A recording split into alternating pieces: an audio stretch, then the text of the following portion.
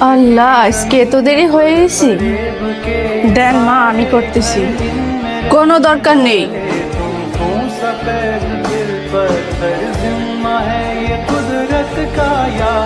তরকারিটা এত ঝাল। কি হলো মিতু? ঢং দেখলে শরীরটা জ্বলা যায়।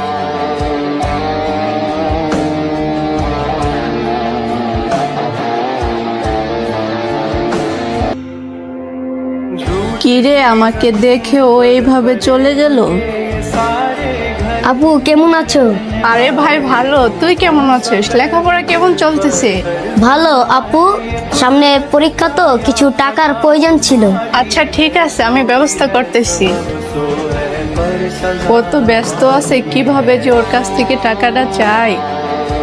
একটা কাজ করি, মায়ের ব্যাগ থেকে টাকাটা নেই, পরে ওর কাছ থেকে টাকাটা নিয়ে মাকে দিয়ে দিব নে।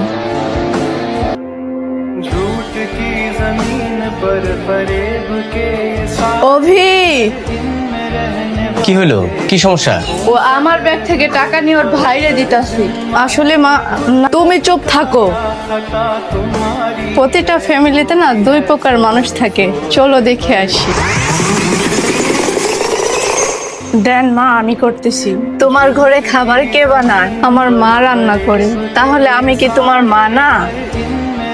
তুমি যাও, রেস্ট নাও, আমি তোমার জন্য খাবার নিয়ে আসতেছি। ঠিক আছে।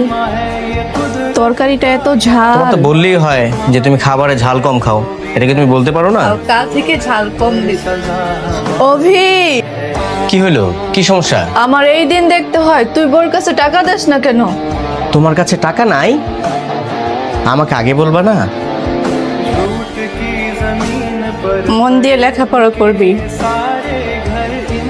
বউ যদি মেয়ে হয়ে যায় আর শাশুড়ি যদি মা হয়, তাহলে সংসারে কোনো ঝামেলা থাকে না। এই দুইটাই তার বাস্তব প্রমাণ।